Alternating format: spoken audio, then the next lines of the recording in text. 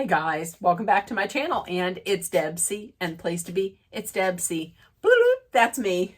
Boop, Debsy. Hey guys, happy Thursday. I hope everybody's having a wonderful week and had a great day today. Yeah, if you checked out I just realized yesterday that you can put messages out onto like your community. So I'm gonna start doing that more often. So if you guys know where it's at, I just found it. I think it says community or post or something like that. And I just went out there and I just put a little note. I know I had said that I was going to be on Wednesday talking about Real Housewives of Salt Lake City. I'm just going to tell you this right now. Yesterday I felt some kind of a way, like physically I didn't feel great, and like mental health wise I didn't feel great. Like by the end of business day, by the end of the business day, by the end of work, I was just like, I was drained and I didn't want to do anything, nothing. Like I usually don't want to do much of anything. Last night I really didn't want to do anything at all. So that's why I decided I'm just going to take the night off. I'm going to recharge. I'm going to relax. I went to bed on time. I didn't scroll. I didn't lay in bed and scroll on TikTok, and I'm feeling much better. So we're going to get into this. Listen, honey, I got myself a water, and I started adding in these little lemon packets or lime packets, these true limes. Delicious. So that's what we're doing. We just have water with some lime. So let's talk about this, because this was a week. This was a week. If I'm going to name an MVP of this week, listen, in case you didn't know, now you know, it's Bronwyn. I have loved, it might be an unpopular opinion, I don't know. I loved Bronwyn from the very first time I saw her on the TV. Are there some things that I don't like that she did last year? Sure. Do I love Bronwyn? Yeah. And Bronwyn, we're going to get to that at the end. Okay. So the ladies are still on their trip, on their Class A getaway. And, is the next day. They're all safe from Molly Sorensen. And we find out something that I didn't know that this is a lot of information for Heather to give us. Heather has so much Botox in her lips, she can't spit anymore. So that's off the Tinder profile. Yeah, she got so much Botox in her lips, she can't spit. The ladies were sitting around the fire, having breakfast. I thought it was really nice that they could all just they could talk and they could share their thoughts on, on motherhood and on raising their kids. And it was nice that they just got together and were able to talk. I mean, it was nice until, like, Heather says that her last daughter, Annabelle, is going to be going away to school. And she's at the point where she's like, she loves her daughter, but she really wants her to go away to college so that she can start on this next era of her life. Because listen, she's been a single mother for most of the time. Because we found out that her husband, when she got divorced, her husband didn't ask for any custody. Her husband was like, peace out, came over like once a week for like fun dad visits, and then that's it. So she was like both parents this entire time. She's always had to be like there and perfect. And while she loved it, she's exhausted. So now she's just looking forward to moving on to the next part of her life. And then Bronwyn comes in and says, well, I'm kind of the opposite, because she's so nervous about Gwen leaving, and then she's supposed to go on to her next stage of life and do something really big. What if she can't? Like, what if the only thing that she ever is like a mother? Like, what if so much is expected of her and she can't deliver? So she's like so nervous about about Gwen leaving and that next stage of life that she's had Gwen's boyfriend move in, which is crazy. I mean, I wouldn't do that. You do you, but she was just saying like, "Oh, well, okay, see Heather, you're at that end. I'm on the on the other end of the spectrum." And listen, and when I say this, I hate this. I'm going to say, I didn't think that it seemed like Heather took it to mean that Bronwyn's saying she's a bad mother, that Heather's a bad mother, when she wasn't saying that at all. I'm going to tell you this. I know that Heather and Bronwyn are trying to like work something out to try and get to a place where they can be friends. But in my mind, Heather is always going to be looking for something. She's always going to be looking for that one little nugget that she can turn into something to pick at Bronwyn or something to fight with Bronwyn about. I don't think that's what Bronwyn meant at all. But I love it. And also, Whitney again with the transparency about her life. I enjoyed this. I don't know if Lisa was there, I don't know that this would have happened. It was really nice to see everybody opening up and just being very transparent and talking about things. Lisa really doesn't do that. So, and Lisa probably would have started some kind of a fight. Okay, so they all go home.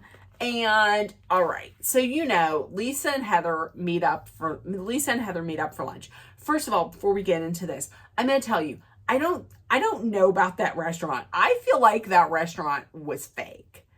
Like there was something about it just wasn't right. Like that parking space that she got out front, that didn't seem like I don't know. That plus they walk in, it looked like it was just a set that was set up.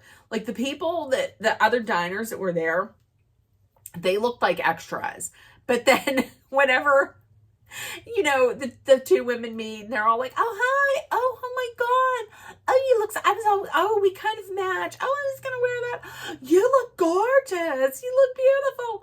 And the black lady, go back and watch it because that one black lady was looking her up and down for good reason. She was like, and I don't know about that restaurant because what's up with the purse hook? I mean, the purse hooks were kind of cool, but the purse hooks, and then they hand them that menu, and it's just a paper with big pictures.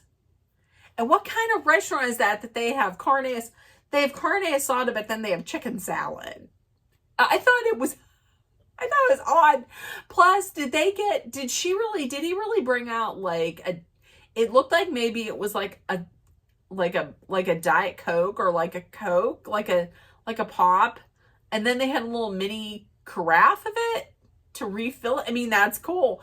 I don't know. I felt like that was a fake. I felt like that was a fake restaurant. So I sit down and of course, Heather. Heather is, they start talking about the trip. And of course, what Heather's going to do. Heather's really going to come out with, "These bitches be talking about you." She was like, because of course, this is giving, to me, it's giving a pick me. I know that that Heather and Lisa are friends, but it comes off as too desperate to me. And she's like, "Well, first of all, Bronwyn brought up the lawsuits, and it's obvious that her main reason for being on the trip was just to bring these up and to annihilate you." That is not the case at all, because if that was the case, then wouldn't Bronwyn have come in guns a-blazing at first? Like, she wasn't even the first person to be like, "Hey, where's Lisa?" It was Angie who said, "So, this is odd not having Lisa here." So I think that's a lie. And Lisa said, oh, no, no, no. Heather, and then that's when Heather's like, this is terrible for the group. This is terrible for our group. Oh, I had this on. Hold on a second. I had that on mute. Or I had that on pause.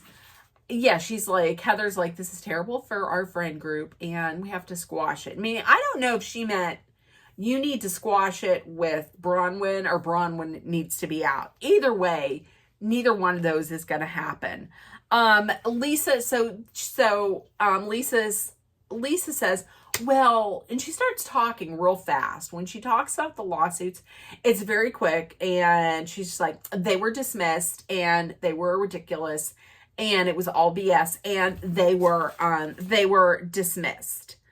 And then listen. And then Lisa, when she says, what does she say?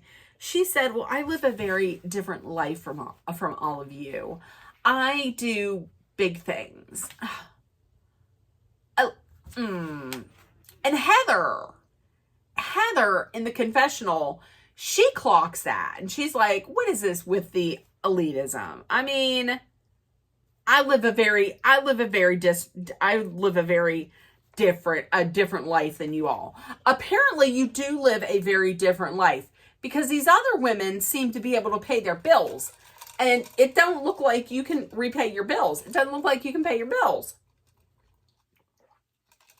So, but from what it seems like, I have heard maybe that Heather and Lisa might not be on the best of terms. So I don't know. We'll see. Heather was like, yeah, everybody was pretty much going in on you. And Lisa's like, well, who stood up for me? You stood up for me. And Heather's like, well, I stood up for you. And she's like, well, what about Meredith? Well, Meredith stood up for you a little bit in the beginning, but not when Angie piled on. And which is a lie, which is kind of a lie, because Meredith did stand up in the beginning, but she did not mention not one bit of Brittany, because Brittany went to hell and high water to defend Lisa Barlow, and she didn't say anything about that. So this is when I gotta tell you, I'm sweating like nobody's business. I might be in the middle of a hot flash. So this video is going to be all over the place. I'm hot. I'm in the middle of a hot flash. This is craziness. So that's why you watch. So this is where Lisa gets all upset, and she's yelling about, like, I stood up for her, everything that I did for Angie, and I went the distance for her, and everything that I did for Angie. And in that confessional, girl, that one eyelash falling off, that didn't glue on enough, that one eyelash falling off. But I mean, did you go to bat for Angie? Because I can remember last year when you put that rumor out there that her husband Sean was a frequent member of Circle Jerks. So, listen, Lisa's upset. Lisa's okay with bringing shit out about everybody else. But when somebody else brings out her shit, well, that's too far. Okay. So next we have Whitney and Bronwyn. Whitney and Bronwyn, they're going skiing, and then afterwards meanwhile, before we get off of that hat that Bronwyn wore, I think that's adorable. I want to find it. It's probably $10,000, but I thought it was cute. I'd like to find that or a knockoff of it. So they then talk about Lisa. They then talk about Lisa's lawsuits and the text and the mystery man. So, damn it, I'm going to put up one of the texts that they showed. And so I guess what it is Lisa had gone behind John's back and had borrowed money. I don't know if it starts with a 4. It couldn't have been $4,000. It had to have been 400,000 or 40,000. Anyways, she borrowed this money, and now the guy is asking for it to be repaid. You know, like whenever somebody lends you money, that's what you do. And she's just saying that, no, it's too long ago for you to ask for this to be repaid. Or she'll say, we never had a repayment schedule. So I never really technically defaulted on this loan. Now, from what I had heard, and I'm going to have to go through and rewatch the TikTok, but there is a man who is friends of the Barlows, and he had loaned, Lisa had gone to him and was like, hey, we don't have enough money for this, you know, for the tequila brand that nobody drinks and that nobody's ever heard of. So could you loan us money? And he loaned her the money, but apparently, I don't know if they drew up a contract or if there was a repayment schedule. And it was like, maybe like, something that was an oral, possibly. I'm going to have to rewatch it. But there is a certain time limit, like a statute of limitations, like a time limit as to when, you know, how far back you can go back to sue. And I think either time was just about run out for this guy to sue, or it had run out.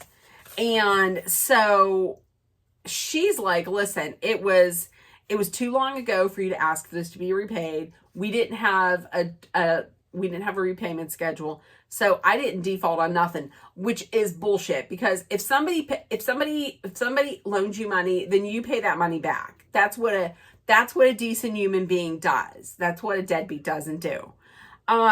So the question is, did Lisa take money or a loan from this mystery man, then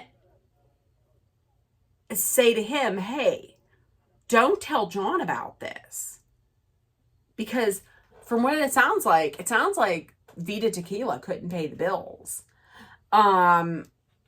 Which is crazy, because they're both owners in Vita Tequila. So you would think that John would see all of this. I mean, what is she hiding from him? And apparently also, this mystery man is paying for Lisa's Amex bills. And I thought I had heard something where this guy had opened up an Amex for her so he could like track her. I don't know. I'm going to have to go through and rewatch it. But listen, so there's a mystery man's paying all of these, like all of her Amex bills. Okay, so then we go to Mary and Robert Jr. This was tough. He's at a standstill. He's in a really dark place right now. He's been isolating. He's like, I've been isolating, and he hasn't been seeing his friends that had got him into the predicament that he was in.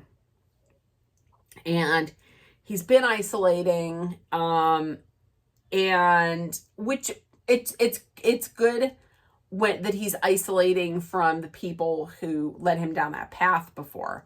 But now he's in a dark place, and he's not out of it. So he is leaning on other things. Like he's like, I'm leaning on food and dangerous. He said dangerous coping mechanisms, or unhealthy. No, he's on unhealthy coping mechanisms. And he said food. And then he had mentioned that he said drugs. And you could see her heart just break, because he said drugs, and then she said, "Are you smoking?" And he said, "Yes." So he is smoking marijuana. He is smoking weed. And there was a little pause there, and I was wondering what she was going to say, but she was like, "Listen, what we do when we get knocked down, we get right back up and we keep fighting. And, it's not always going to be easy. And, you got to help yourself." I was really wondering if she was gonna say anything else, but she was very honest, and she said, you gotta do this for you. Basically, you gotta do this for yourself. You gotta want this, and you gotta do this. You gotta do this for yourself. It's really sad. I mean, seeing this after hearing the news on Robert Jr., and I had just heard that Robert Jr., he was arrested for, I think it was assault and something else. Anyways, it looked like he was trying to get into the house of his father-in-law's. He was trying to break into his father-in-law's house.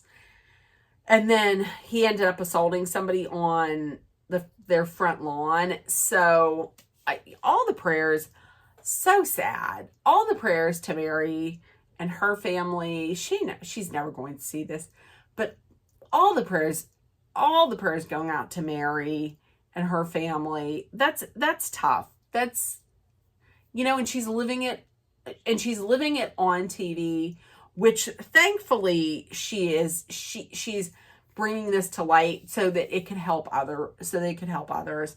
But it's a heartbreaking situation. So my prayers go out to Mary and her family. Okay, so next up, Heather and Bronwyn are meeting, because Bronwyn is like, "Listen, I want to see if we can be friends, or if we're just going to be like, we're going to coexist and we're going to be civil." Heather, before she gets there, Heather's like, "I would like things to be better with Bronwyn." So listen, we'll see. Bronwyn comes right out and says, "Listen, hey, first of all, I wasn't trying to say that I'm a better mother than you are. I was trying to empathize, and I was just telling you where I come from. As a matter of fact, I feel like I'm lacking as a mother. So if, I'm sorry, but that is not what I meant at all." So everything seems to be okay. But then, what did I say before? Heather got to find something to pick at Bronwyn to fight with her. Because doesn't she then have to bring up, "Oh, why did you bring up this? Why did you bring up the lawsuits?" And listen, she says Heather's like, "Well, it seems like it was kind of retaliatory." Because Bronwyn had said, "Well, after New York and the reunion, Lisa just kept on picking at me and saying shit about me on socials." And she's like, "Oh, so that was retaliatory?" You can call it what you want to call it, but I call it meeting the same energy. So you're saying Lisa Barlow is supposed to be able to say whatever she wants to say, and Bronwyn's just supposed to take it? No, that's not how it happens. That's not how it works in life, and that's not how it works on reality TV. Because bullshit, if you're going to talk some shit on me and my family, and then I'm going to roll over and I'm going to take it. Her energy is going to be matched. And that's all I have to say about that. So it seems like they left it on an okay note. It seems like that. Listen, I don't know. If I was Bronwyn, I wouldn't try that hard to be friends with Heather. I just wouldn't. Okay. So the party, the crowning jewel of the whole episode. The party This was at a social. This one socialite, Amy. We've never seen her before, but she is like one of the elite. It seems like one of the elite socialites in Salt Lake City. So she's having a Saturday social. So all the ladies are showing up to the Saturday social. Everybody's there. Chris, listen. And Bronwyn showing up in that, we then find out on Watch What Happens Live. That was a Christian Siriano. It was a custom Christian Siriano. She actually was texting him. And he was almost going to be her date to that party, which I thought that would have been cool. But he says that he has said before, she's the only one that he will work with as far as Housewives goes, because she's the only one that pays. She actually pays. She pays. Her husband, Todd, pays for her husband, not a mystery man, pays for those. Okay, so everybody's there, and then we have to have like the dramatical entrance from Lisa Barlow. Hey, oh, look who's here. Look who's here. So Lisa goes in and basically says to Meredith, Heather told me who was and wasn't a good friend. She doesn't say anything else. She just says that. And she says, I think Meredith says something like, oh, you're going to have to talk to the ladies about that. There was a lot said. Oh, here we go. Busy Bee. Here comes Brittany. Oh, hi, Lisa. And that hug that Lisa Barlow gave her, that didn't seem like a sister hug, because Brittany sure does think that they're besties, that they're sisters. They're not sisters. That hug didn't show me that they're sisters. So Brittany come out, immediately runs over, talking about, the things that they said about you. Bronwyn brought up your lawsuits. And then Angie compared you to Jen Shaw. And then confessional. Doesn't Lisa Barlow? I would never do that. I would never do that. I would never say that about anybody. Bitch, you compared Bronwyn to Jen Shaw on X, on Twitter, on your Twitter. So don't give me none of this bullshit lying. And they showed exactly what you tweeted previously in this episode. So Whitney overhears this and she's like, they're talking about you, Angie. They're talking about you. So listen, there's the confrontation. Should we talk about it? Yes, let's go over and talk about it. Yeah, Meredith, yes, we should talk about it now. But later on, when Bronwyn's talking, she's like, I don't know that this is the place to talk. I don't know that this is the place to talk about it. So she goes over to Angie and was like, I heard you were talking about me. She's like, yes, what do you want to know? And she says, Angie says, well, Bronwyn mentioned the lawsuits and she came with some facts. Now, listen, I know that I heard some people at first saying, Bronwyn's thirsty. Bronwyn always gonna be where Lisa's at. Listen, first of all, the producers were probably like, hey, we set this up like this. You need to go over there. And also, I don't think they were, I really don't think they were quiet. So why wouldn't you be over there to defend yourself? So Bronwyn comes over and she's like, you're not mad at her. You're mad at me. And Lisa tries to do the whole, I'm not talking to you. You're dismissed. Now, any other time it might hit, but this episode didn't. Oh, and before that, before Bronwyn even went over, Lisa said, Bronwyn didn't go to law school, and I doubt she even went to college. You don't need to go to college. You don't need to go to law school to be able to read. She read about these lawsuits in the paper, okay? Anybody who can read and anybody who can get paper can know about them. As a matter of fact, you don't even have to read about it.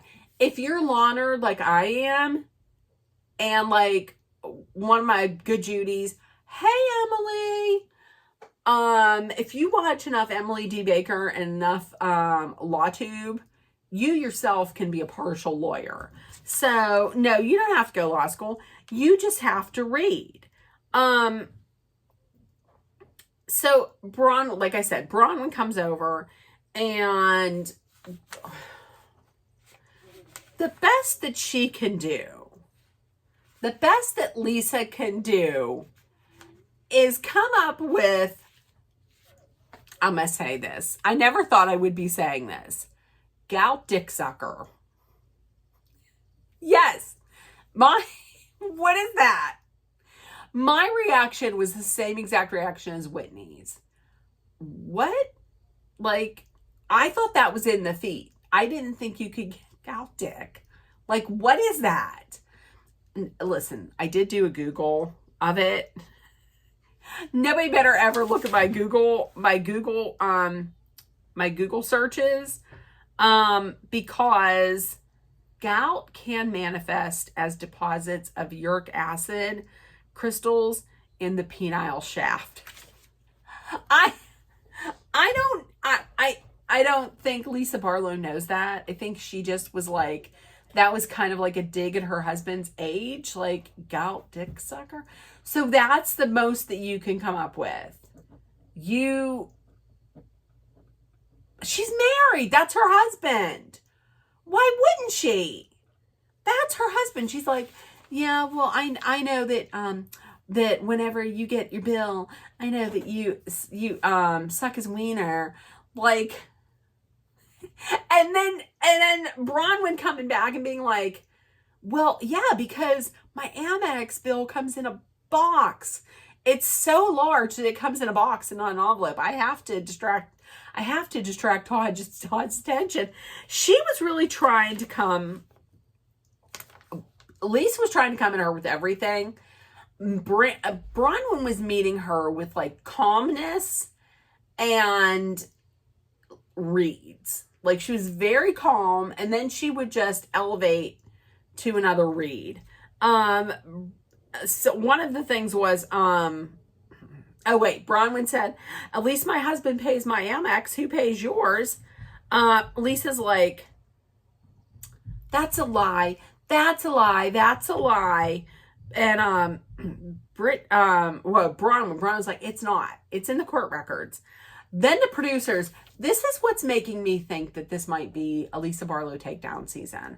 And if you've been watching Real Housewives, you know, eventually pretty much everybody has, when you get to the top, you usually have a season where it's like a takedown season. Remember Real Housewives of Beverly Hills, Lisa Vanderpump, and Lucy Apple Juicy? Yeah. They had spent multiple seasons trying to take her down, and then they eventually did.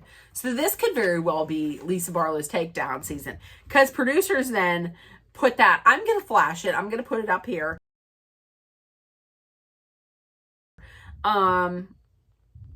So this might be Lisa Barlow's takedown season.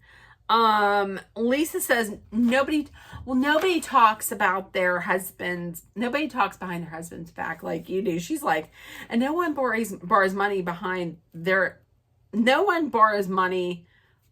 their backs like you do, bitch. So at the end of it, Lisa was just, when none of her insults were hitting, she then resorted to like mocking her and touching her hair and blinking a lot and yelling, gout dick sucker. And listen, Lisa was like, you should go to school. Right, Bronwyn, you should get a job and pay off them, and pay off those lawsuits is what you should do. And then she just stormed right out there. But listen, she didn't storm out before. I want to do this on every video. I want to do this on every video. I think I might get a flute. I might get a champagne flute and just get some cheap champagne And at the end of every Real Housewives of Salt Lake City, sip it like Bronwyn did. Because Bronwyn ate and left absolutely no crumbs. Period. The most that Lisa could do was yell about how she was a cow dick sucker. Okay, she's married. She's pleasuring her husband. All right. And then mock her and try and mock her. None of it worked. Meanwhile, years ago, whenever Whitney was like, there's this rumor that you give blowies for jazz tickets. She hated it when that was said about her. Oh, that's terrible. Oh, you're a pig. You're disgusting. But it's okay for her to say this now? About a woman? Who's doing it with her husband? And you know, that didn't even faze Bronwyn, because Bronwyn's like, I love sucking. Do you like sucking dick? Whitney's like, I do. You're married. They're married. So, kudos to you, Bronwyn. The MVP of this episode tonight was Bronwyn. I'm also going to put up a picture right here. And it's going to be of, what was this face of Brittany's? Anyways. Oh, yeah, and Brittany did bring Jared Joel. Okay, so listen, in the comments, let me know what you thought. If you did make it to the end, put a snowflake, because this was a long one. What's going on out there? Anyways, there's a lot of dogs up on the street. Who let the dogs out? My neighbors did. So, okay, in the comments, please let me know if you watched, what you thought, and if nobody told you yet today you were loved, seen, and heard, please make sure that you put love, kindness, compassion, acceptance, hope, and positivity out there in the world. Please take care of one another and put kindness out there. It's free. Always be aware of your surroundings. Be smart and safe. Let's all hydrate with some water. Wham ham. And if you're in a dangerous situation,